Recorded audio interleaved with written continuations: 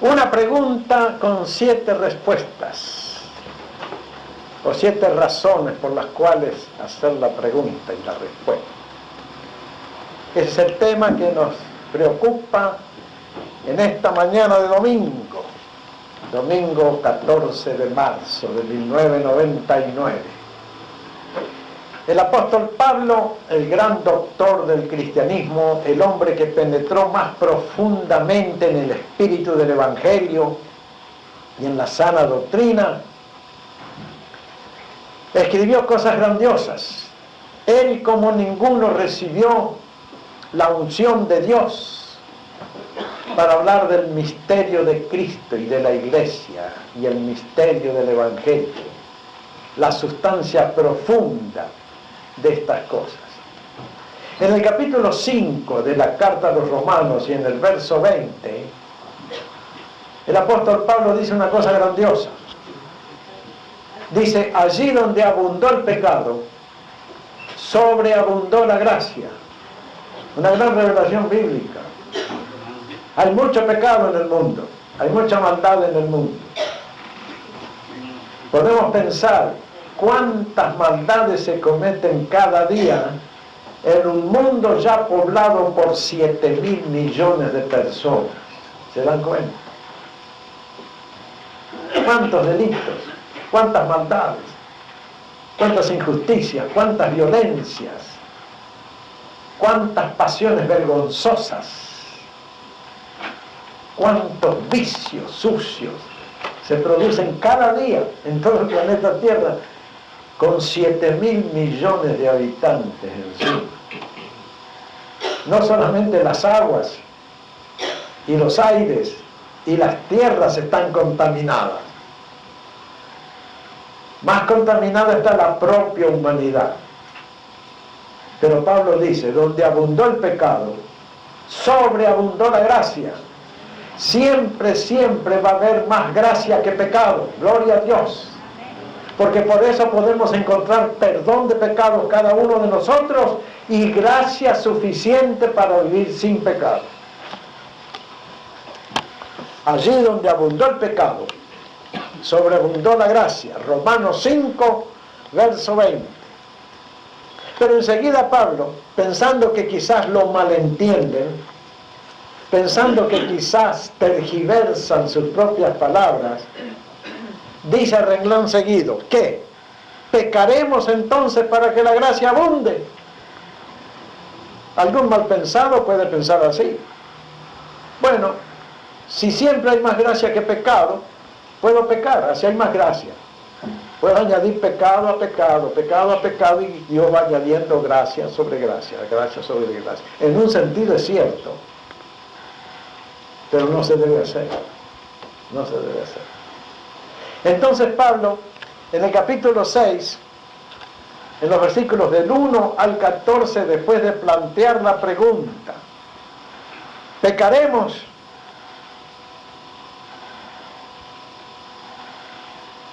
¿Perseveraremos en el pecado para que la gracia abunde?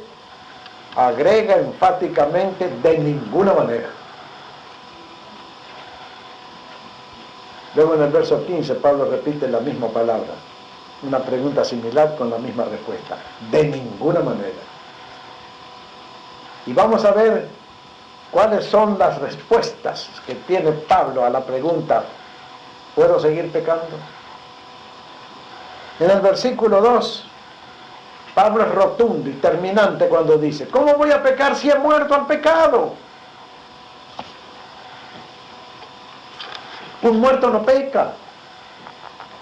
Una persona puede morir a causa de sus muchos pecados que han destruido su cuerpo. O puede morir porque ha sido un criminal muy grande y lo han condenado a muerte. Pero una vez que murió, una vez que se convirtió en cadáver, ya no peca más. Solamente es materia corruptible que tiene que ser quitada de la vista.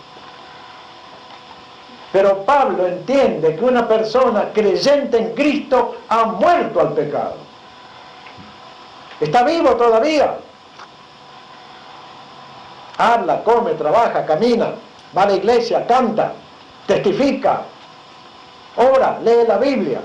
Está vivo, pero En cuanto al pecado, está muerto. Y Pablo se pregunta, ¿cómo puedo pecar estando yo muerto al pecado? Antes pequé, cuando creía estar vivo. Antes pequé, cometí toda clase de pecados, pero ahora no, he muerto al pecado por medio de Cristo y por medio de Cristo vivo una vida nueva. Así que la primera respuesta de Pablo a la pregunta, ¿perseveraremos en el pecado para que la gracia abunde? Es en ninguna manera, porque los que hemos muerto al pecado, ¿cómo viviremos aún en él? Para Pablo, repito, convertirse a Cristo era morir al viejo hombre, morir al pecado, morir a la vida antigua, morir a lo que antes se hizo para empezar a vivir una vida nueva, en un camino nuevo, con un alma nueva, un corazón nuevo, un espíritu nuevo. En otra de sus epístolas va a decir Pablo, de modo que si alguno está en Cristo, por fe en Cristo, nueva creación es, nueva persona es. Las cosas viejas pasaron. He aquí, todas son hechas nuevas. En el versículo 3 Pablo dice que hemos sido bautizados en la muerte. Aquí vamos a usar la traducción correcta de la palabra bautismo, que es sumergir, sumergir. Bautizar es sumergir. Viene de la palabra griega, bautizo, que justamente significa sumergir. Meter algo en un líquido para sacarlo. Eso es bautizar, sumergir. Y Pablo dice, hemos sido sumergidos en una muerte. Hemos sido saturados de muerte. Hemos sido bañados en una muerte. Más que bañados, hemos sido penetrados por una muerte. La muerte de Cristo. La muerte de Cristo. Así que la muerte de Cristo está obrando en nosotros para que no pequemos. Para librarnos de tentaciones, para librarnos de pecado, para librarnos de cometer cosas malas, incorrectas. Hemos sido sumergidos en una muerte. El apóstol Pablo en este mismo capítulo 6 le llama al bautismo una forma de doctrina, una forma de doctrina. El bautismo es todo un compendio de doctrina cristiana. El bautismo por inmersión, por sumersión en el agua. Se sumerge la persona en el agua, la persona que se está bautizando por declaración de fe en Cristo, y se lo saca del agua.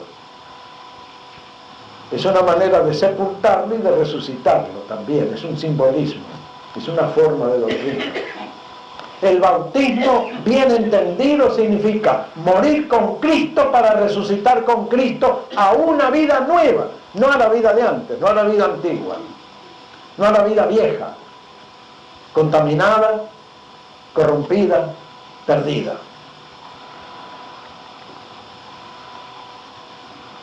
Hay mucha gente que defiende a capa y espada el bautismo por inmersión, no aceptan otro bautismo. No, nosotros somos bautistas, bautizamos por inmersión y no nos traigan otro bautismo. Muy bien, el bautismo debe ser por inmersión, pero muchos que hablan así no entienden el significado profundo de la muerte al pecado y de la resurrección con Cristo a una vida nueva. Y eso significa el bautismo, es una forma de doctrina. Es una manera de enseñar doctrina. Morir al pecado para renacer con Cristo a una vida nueva. Y Pablo dice, si hemos sido sumergidos en la muerte, ¿cómo vamos a pecar? No podemos ya pecar. Tenemos que vivir en la vida nueva que nos da Jesucristo. En el verso 4 dice, hemos sido sepultados juntamente con Él. Por supuesto, una persona que ha sido muy pecadora, una vez que está muerto y sepultado, ya no peca más. Al morir ha dejado de pecar, claro, ha dejado de vivir también, pero ha dejado de pecar. Ya no es más que materia que se va poco a poco convirtiendo en tierra, según la antigua, vieja y solemne declaración bíblica de Dios a Adán: polvo eres y en polvo te convertirás. Para Pablo, un creyente verdadero ya está sepultado en cuanto al mundo, en cuanto al pecado, en cuanto a la carne, en cuanto al mal, pero vivo en cuanto a Cristo.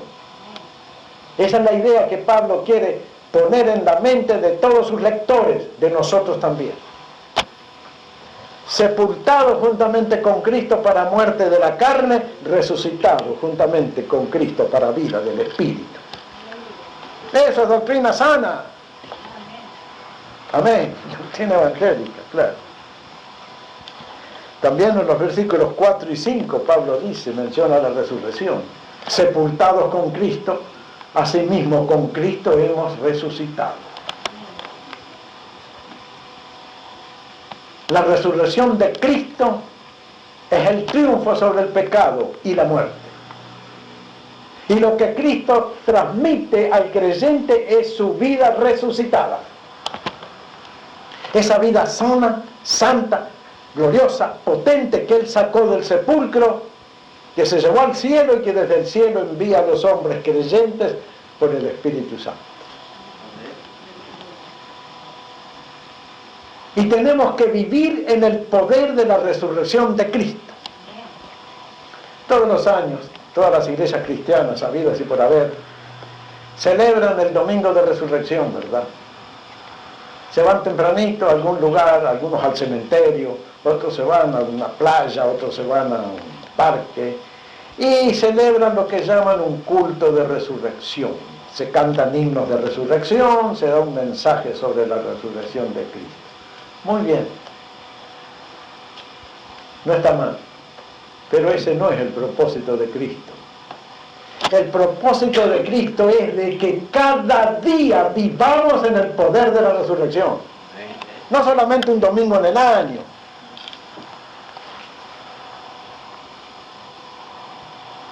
Celebrar una vez al año un culto de resurrección y luego vivir todo el año todavía muertos en pecado es como burlarse de Jesucristo o no entender toda su obra maravillosa y magnífica.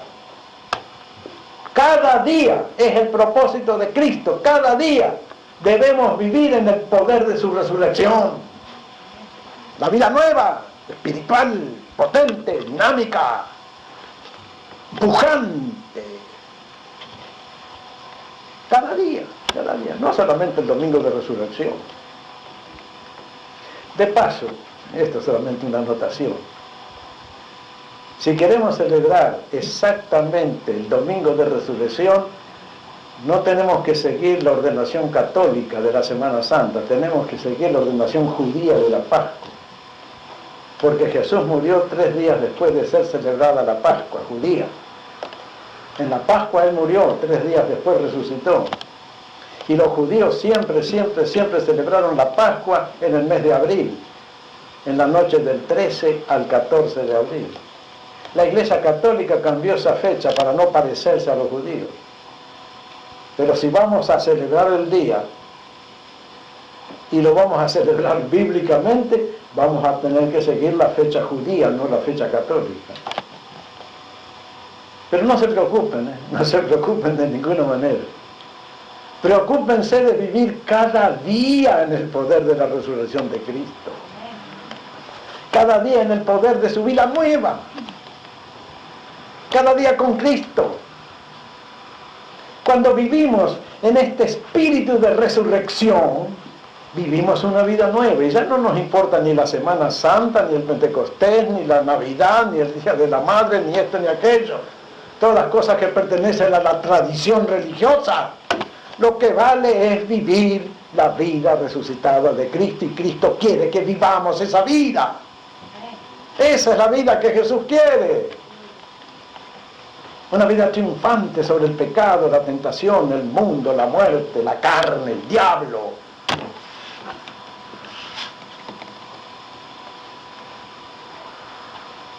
Porque hemos resucitado con Él. Qué maravilla que es la resurrección. Yo me pongo a pensar en cómo experimentaron aquellos primeros cristianos, empezando por María Magdalena, que fue la primera mujer en ver a Jesús resucitado. ¿Cómo sintieron ellos la resurrección? ¿Qué pasó en sus corazones, en sus mentes cuando vieron a Jesús resucitado? ¿Les parecen a ustedes que le quedarían ganas de pecar viendo a Jesús resucitado? Primeramente fue una sensación de asombro, de maravilla. El que había muerto estaba vivo. Lo habían visto morir en la cruz, lo habían visto sepultarlo en el sepulcro y ahora lo veían vivo, podían tocarlo, hablar con él. Que estaban maravillados, absolutamente maravillados de lo que estaban viendo, que casi ni se daban cuenta de lo que estaba ocurriendo, solamente tenían una sensación de asombro y de maravilla en sus vidas. Jesús vive, Jesús vive, Jesús vive. Los cristianos de hoy tenemos que recuperar esa maravilla de los primeros cristianos que lo vieron a Él resucitado. La segunda cosa que habrán experimentado fue una sensación de alegría extraordinaria, de gozo. Ya se les pasó toda aquella pena de la muerte, toda aquella tristeza, todo aquel miedo que habían tenido cuando habían visto a Jesús en la cruz. Ahora les empezó a entrar una alegría contagiosa, una alegría penetrante, una alegría que nos llenó por completo, un gozo cristiano verdadero, el mismo gozo que tenemos que recuperar los cristianos de hoy, que muchas veces andamos sin gozo, andamos tristones, apagados, pesimistas. Los cristianos que vieron a Cristo resucitado, les empezó a entrar una alegría en que saltaban, bailaban, gritaban, se abrazaban, se besaban unos a otros. Él vive, Él vive, Él vive. La tercera cosa que les penetró fue una sensación de gratitud. Empezaron a dar gracias a Dios porque Jesús vivía, porque Jesús había cumplido sus promesas, porque eran ciertas todas las palabras que Jesús les había enseñado. Empezaron a dar gracias a Dios, porque Él vive, porque Él vive, porque Él vive. Pero no solamente el domingo de resurrección, una vez al año, todos los días de la vida. Él vive, Él vive, Él vive, Él vive. Gracias, Señor, gracias, porque mi Señor vive. No está muerto, no está terminado, no está acabado, no se ha convertido en madera, o yeso, o mármol. Vive en el poder de una vida indisoluble. Gratitud fue la tercera gran emoción que experimentaron aquellos cristianos que vivieron la resurrección, la vivieron. No solamente la recordaron, no solamente la cantaron, vivieron al Cristo resucitado. Y nosotros en este tiempo tenemos que recuperar esa bendición que tuvieron los cristianos primitivos. Todos los días, no solamente el domingo de resurrección, todos los días, todos los días, todos los días. Y la cuarta cosa que experimentaron aquellos hombres y mujeres que vieron a Jesús resucitado fue un deseo de santidad. Un deseo de ser buenos, un deseo intenso de ser puros, un deseo intenso de apartarse del mundo. No era poca cosa ver a Jesús resucitado, después de haberlo muerto, de haberlo visto muerto, ahora lo veían resucitado. Tenían un deseo de ser buenos, de ser santos, de ser limpios, de ser puros. Y los cristianos de hoy tenemos que recuperar ese intenso deseo de santidad. ¿Sí? ¿O no? ¿Cierto que sí? Él vive, por lo tanto yo me aparto del pecado. Es lo que Pablo está diciendo aquí en Romanos 14, Romanos 6 del 1 al 14. ¿Cómo vamos a pecar si Jesús vive? Si yo experimento la resurrección de Cristo en mi vida por el Espíritu Santo que Él me ha dado, no estoy experimentando la muerte al pecado, estoy experimentando la vida en Cristo. Así es. Pablo se esfuerza en inculcar estas solemnes verdades en las mentes de sus lectores y en nosotros también.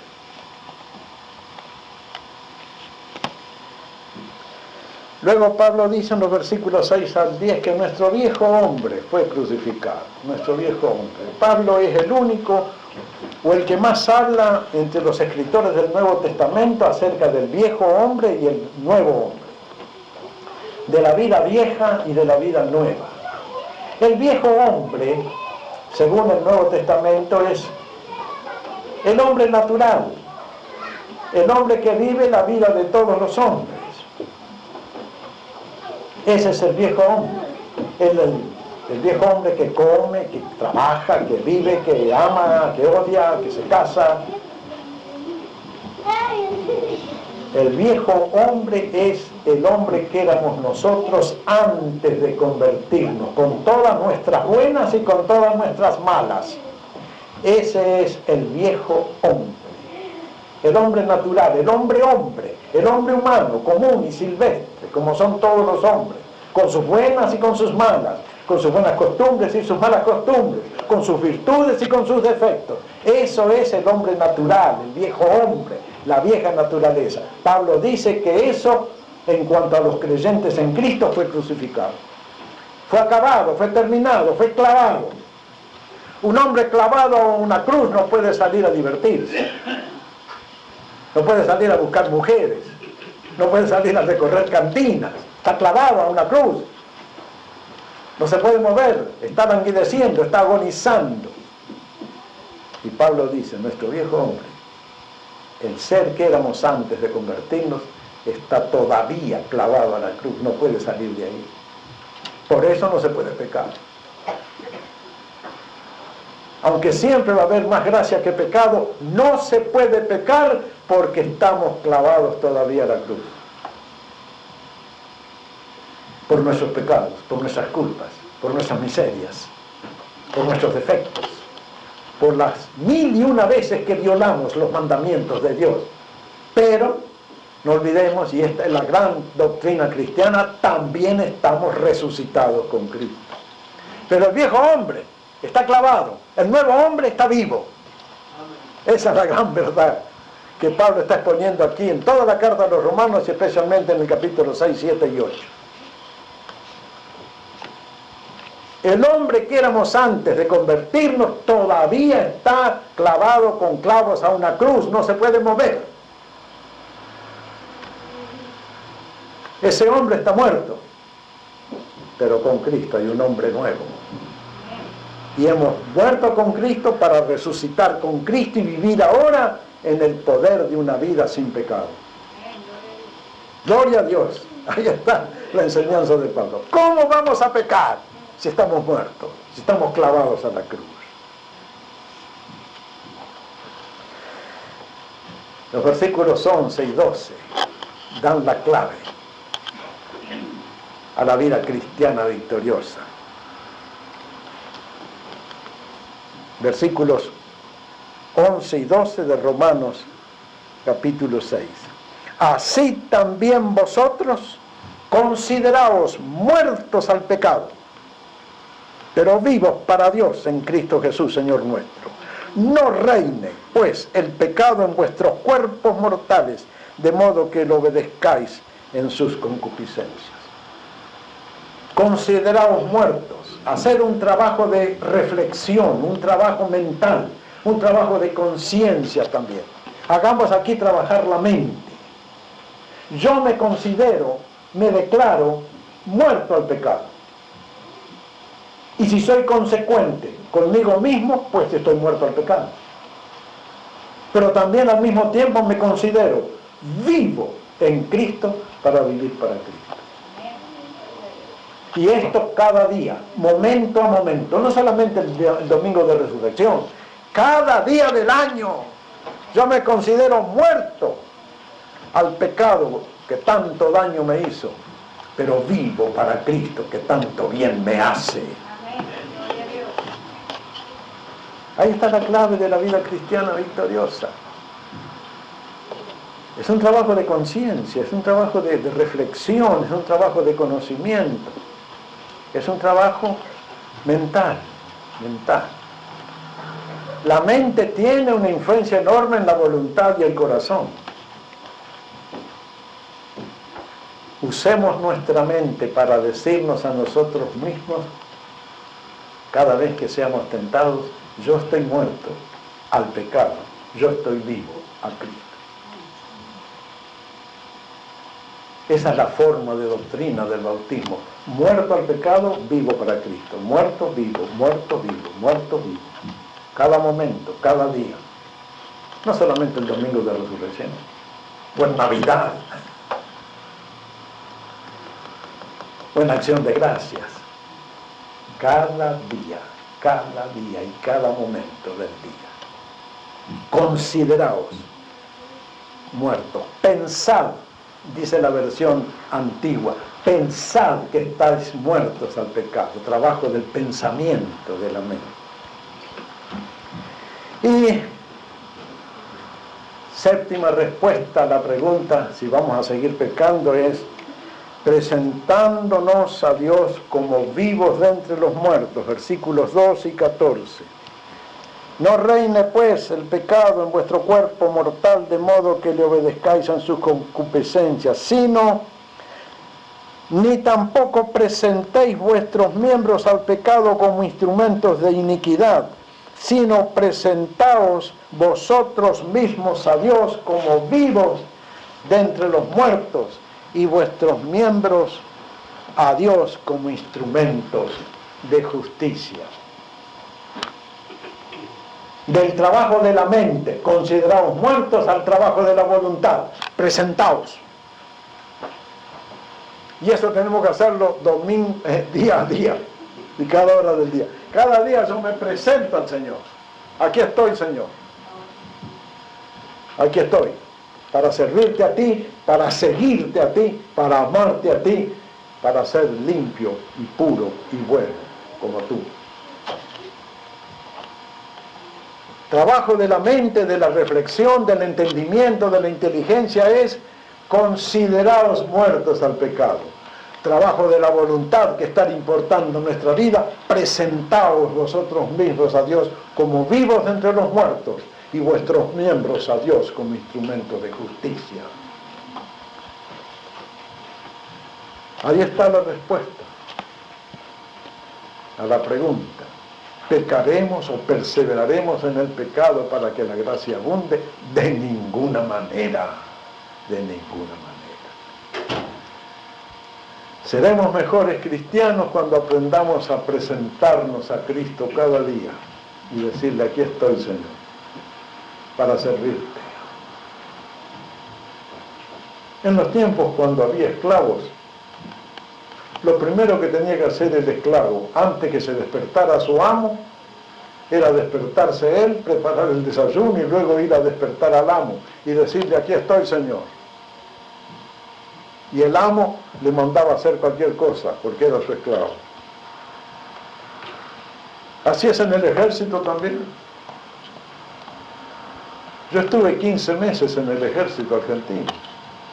Y allí nos enseñaron que lo primero que tiene que hacer el soldado, no bien se despierta, no bien suena la diana a las 5 de la mañana, el clarín, es correr al baño, higienizarse bien, aún afeitarse, enseguidita vestirse con todo el uniforme y las armas y correr al patio del cuartel para presentarse al jefe. Aquí estoy.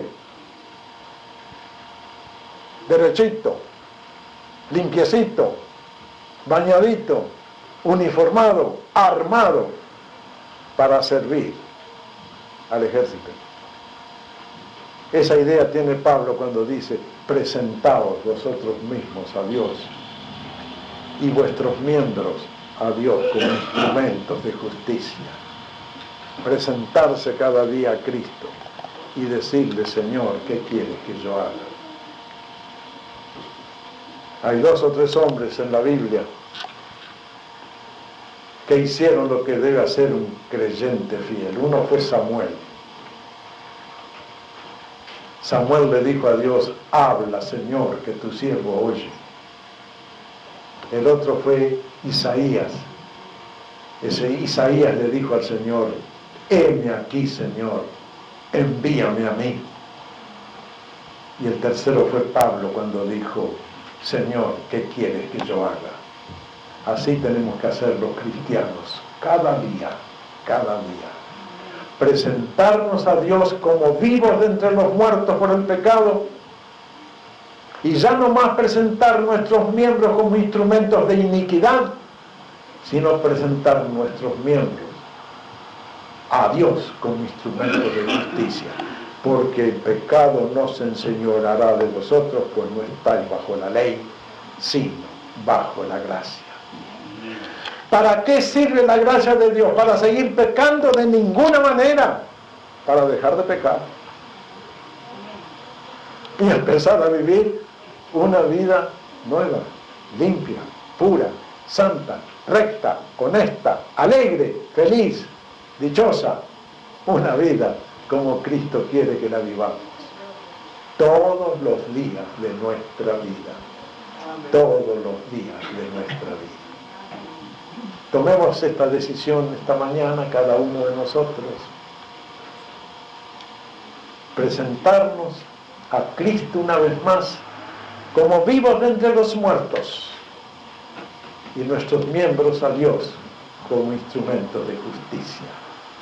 Y así empezaremos a realizar en nosotros la vida nueva, la vida resucitada de Cristo, que Cristo quiere implantar en nosotros. Amén. Amén. Oremos. Querido Señor, gracias porque nos estás enseñando la manera de vivir sin pecado y la manera de aprovechar la gracia de la mejor manera posible. Vivir una vida nueva, regenerada y fuerte. Una vida digna de Cristo, una vida que trae felicidad y paz a nosotros mismos y te sirve a ti, Señor. Ayúdanos a presentarnos a ti cada día como vivos de entre los muertos, y todos los miembros de nuestro ser, corazón, voluntad, inteligencia, a Cristo como instrumentos de justicia. Te lo pedimos y te lo agradecemos en el nombre de Jesús. Amén.